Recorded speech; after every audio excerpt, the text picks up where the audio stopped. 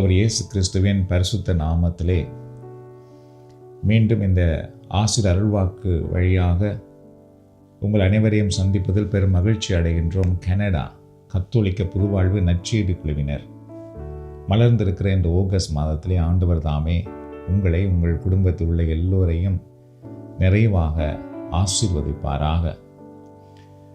August மாதத்திலே இறைவன் எங்களுக்கு கொடுத்திருக்கின்ற அவருடைய இறை வாக்கு, ஆசீர் வாக்கு எது என்று பார்த்தீர்கள் என்றால், ஏசாயாவின் திருநூல் 29ஆம் அதிகாரம் 22வது இறை வார்த்தை. ஏசாயா 29:22 இறை வார்த்தை.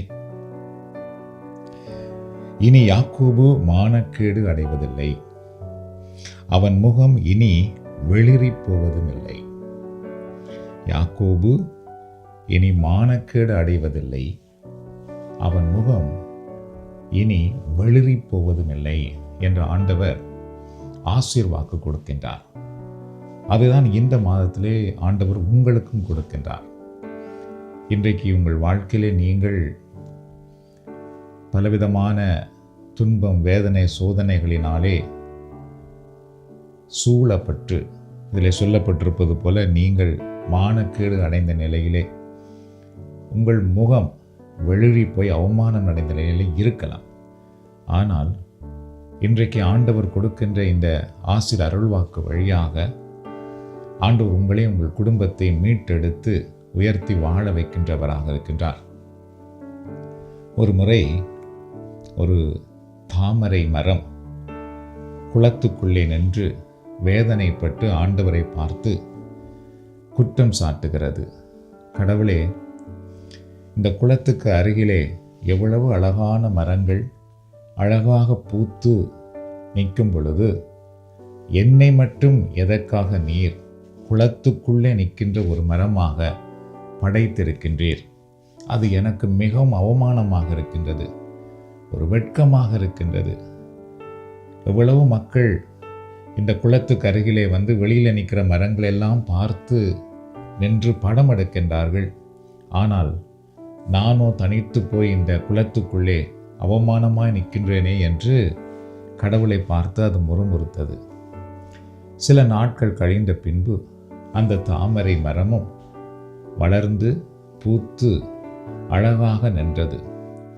அப்பொழுது அங்கு வருகிற மக்கள் எல்லோரும் அந்த குளத்துக்கு அருகிலே நிற்கின்ற மரங்களை எல்லாம் அவர்கள் பார்க்காமல், கவனிக்காமல், குளத்துக்கு உள்ளே பூத்து மலர்ந்து இருக்கின்ற அந்த தாமரை மலரை பார்த்து ஆச்சரியப்பட்டு அதை எல்லோரும் படம் எடுத்து கொண்டிருந்தார்கள். மக்கள் தங்களுக்குள் கதைத்து கொண்டார்கள். அதாவது இந்த தாமரை மரத்தால் மட்டும்தான் தண்ணீருக்குள்ளே வளர்ந்து பூத்து இருக்க முடியும். எவ்வளவு அழகாக இருக்கிறது பாருங்கள். தண்ணீருக்குள்ளே அது நின்றாலும் தண்ணீரால் அதை மூழ்கடிக்க முடியவில்லை. தண்ணீருக்கு மேலே அது மிதந்து இவ்வளவு அழகாக இருக்கின்றது என்று எல்லாரும் அதை பார்த்து பூரிப்படைந்தார்கள்.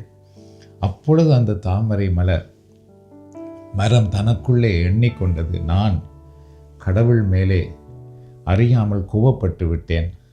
கடவுளோ என்னை ஒரு தனித்தன்மையோடு படைத்திருக்கின்றார்.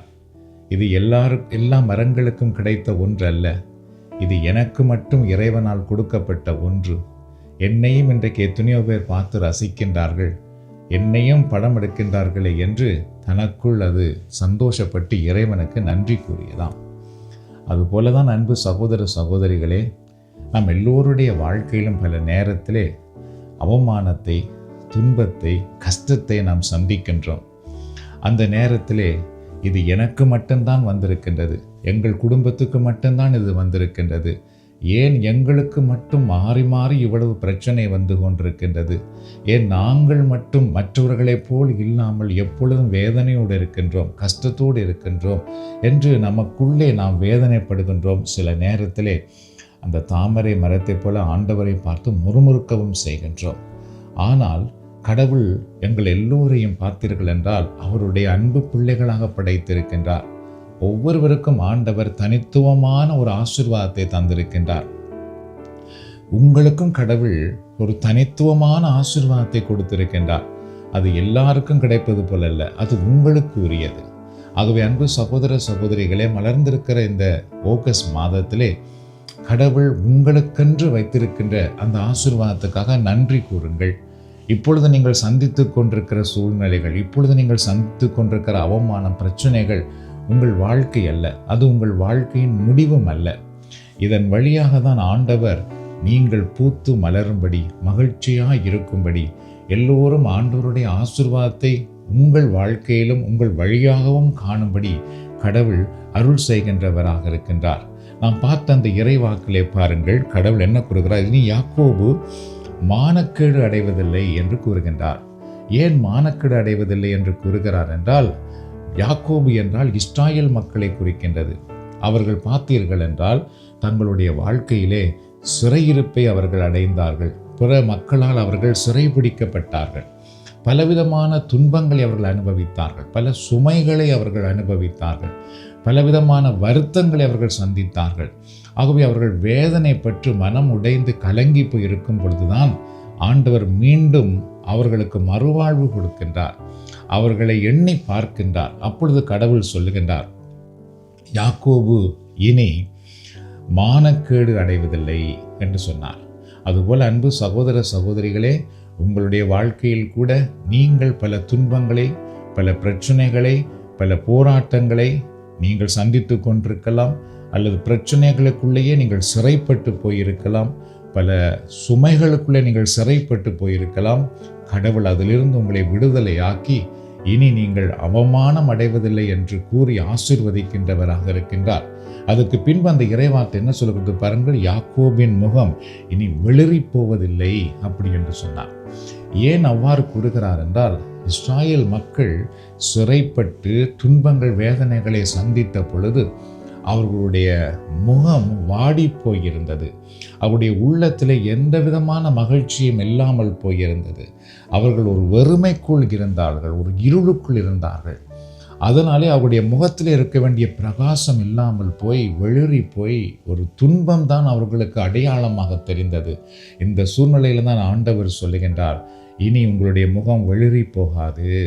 நான் உங்களை மீட்டெடுக்கின்றேன், நான் உங்களை ஆசீர்வதிக்கின்றேன். இதன் வழியாக உங்களுடைய முகம் இனி பிரகாசிக்கும். உங்கள் முகத்தில் இருக்கிற துக்கம் மகிழ்ச்சியாக மாறும். உங்கள் முகத்தில் இருக்கின்ற கண்ணீர் துடைக்கப்பட்டு நீங்களும் ஆசீர்வதிக்கப்பட்ட மக்களாக இருப்பீர்கள் என்று சொல்லுகிறார்.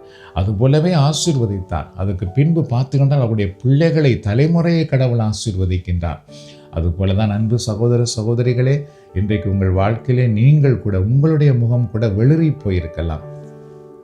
வேதனை தான் உங்கள் முகத்திலே தெரிந்து கொண்டிருக்கலாம். தனிமை, கஷ்டம், கண்ணீர் தான் உங்கள் முகத்திலே இருக்கலாம். ஆனால் கடவுள் சொல்லுகிற வார்த்தை இன்றைய நாளில் நீங்கள் நம்புங்கள். உங்கள் முகத்தில் இருக்கின்ற துக்கத்தை அவர் ஆண்டவர் அகற்றுவார். உங்கள் முகத்தில் இருக்கிற வெறுமையை கடவுள் நீக்குவார். உங்கள் முகத்தில் இருக்கிற இருளை ஆண்டவர் அகற்றி ஒளியை கொண்டு வருவார். பயத்தை ஆண்டவர் நீக்கிவிட்டு சந்தோஷத்தை கொண்டு வருவார். உங்களுடைய முகத்தில் இருக்கிற திகில், பதட்டம் எல்லாவற்றையும் ஆண்டவர் எடுத்து விட்டு உறுதியான ஒரு நம்பிக்கையுள்ள, விசுவாசம் உள்ள நிலையை உங்களுக்கு கொண்டு வருவார்.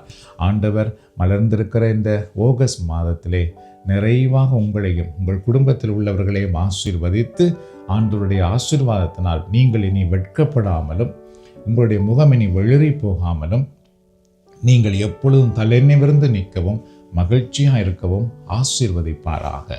நாம் ஜெபிப்போம். அன்பின் ஆண்டவரே, மலர்ந்திருக்கிற இந்த ஆகஸ்ட் மாதத்துக்காக நாங்கள் உமக்கு நன்றி கூறுகின்றோம்.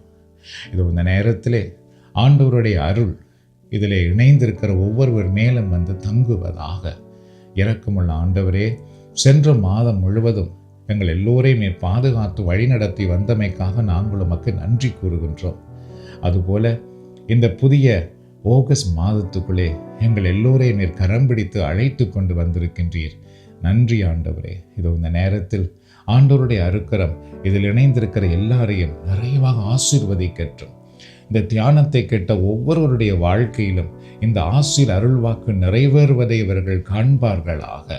ஆண்டவரே, யாரெல்லாம் இந்த நேரத்திலே வெட்கப்பட்ட நிலையிலே, அவமானம் அடைந்த நிலையிலே, வாழ்க்கையிலே எல்லாம் தோற்றுப்பட நிலையிலே, பயமான நிலையிலே, பதட்டமான நிலையிலே, கஷ்டமான நிலையிலே, இருளுக்குள்ளே சிறைப்பிடிக்கப்பட்டவர்களாக, வேதனைக்குள்ளே சிறைப்பட்டவர்களாக இருக்கின்றார்களோ, ஆண்டவர் தாமே இந்த இறைவாக்கின் வழியாக இவர்களை விடுதலையாக்கும்.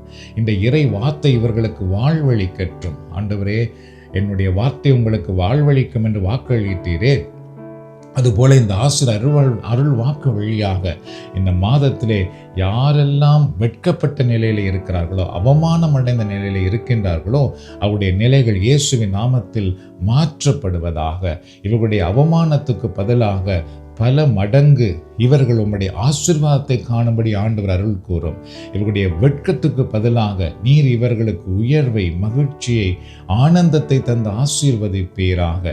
யாக்கோபின் முகம் இனி வெளுவி போவதில்லை என்று சொன்ன ஆண்டவரே, யாரெல்லாம் இந்த நேரத்திலே தங்களுடைய வாழ்க்கையிலே வேதனை, துன்பங்களால் சிறைப்பிடிக்கப்பட்டு முகத்திலே கண்ணீரோடும், பயத்தோடும், அச்சத்தோடும், இருளோடும் இருக்கின்றார்களோ, இவர்களுடைய முகத்தின் நிலை மாற்றப்படுவதாக.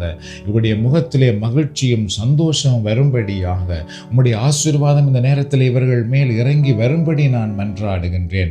இவருடைய கண்ணீரின் நாட்கள் முடிந்து போகட்டும். இவருடைய வேதனையின் நாட்கள் மறைந்து போகட்டும். இவருடைய துக்கம் மகிழ்ச்சியாய் மாறுவதாக. இவர்களுடைய தனிமை விடுதலையாக மாறுவதாக. இவர்களுடைய பயங்கள் எல்லாம் வெற்றியாய் மாறுவதாக.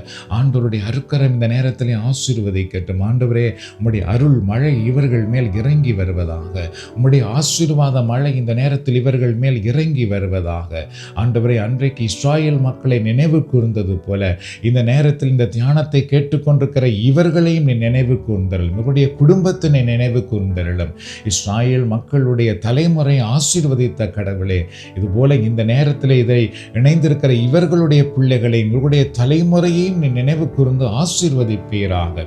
ஆண்டவரே, இவர்களை இப்பொழுது சந்தித்துக் கொண்டிருக்கிற வேதனை, பிரச்சனை, துன்பம், சிறையிருப்பு அல்லது கஷ்டம், வருத்தம், இது இவர்களுடைய வாழ்க்கை அல்ல. இது இவர்களுடைய வாழ்க்கையின் முடிவல்ல. இன்றே இவர்களுடைய வாழ்க்கை வெளிச்சமாய் மாறுவதாக. இன்றே இவர்களுடைய வாழ்க்கை உம்முடைய ஆசீர்வாதத்தின் அடையாளமாய் மாறுவதாக. உம்முடைய ஆசீர்வாதத்தினால் இவர்கள் அலங்கரிக்கப்படுவார்களாக. இவர்களுடைய வாழ்க்கையில் இருக்கிற வேதனை, துன்பம், தனிமை, பயம் என்கிற ஆடையை ஆண்டவரை நீர் களைந்து விட்டு ஆசீர்வாதம் என்கிற, விடுதலை என்கிற, உயர்வென்கிற ஆடையினால் இவர்களை அலங்கரித்தருளும். உம்முடைய அருக்கரம் இந்த நேரத்தில் இவர்களை ஆசீர்வதிப்பதற்காக நன்றி கூறுகிறேன். ஆண்டவர், இந்த நேரத்தில் இவருடைய கண்ணீரை நீர் துடைப்பதற்காக நன்றி கூறுகின்றேன். இவர்களுடைய அழுகுரலை மாற்றுவதற்காக நன்றி கூறுகின்றேன். இவருடைய சிறையிருப்பிலிருந்து விடுதலை தருவதற்காக நன்றி கூறுகின்றேன். ஆண்டவருடைய அருக்கரம் தொடர்ந்து இந்த மாதத்தில் இவர்களோடும் இவருடைய குடும்பத்திலும் இருந்து ஆசீர்வதித்து வழி நடத்துவதாக. இவர்களுக்காக புதிய பாதைகள் திறக்கப்படுவதாக. இயேசுவின் நாமத்தில் மன்றாடி நீர் தருகிற அனைத்து ஆசீர்வாதங்களை, விடுதலையை, வெற்றியையும் சுகத்தையும் பெற்றுக்கொள்கிறோம் எங்கள் நல்ல தந்தையே. ஆமென்.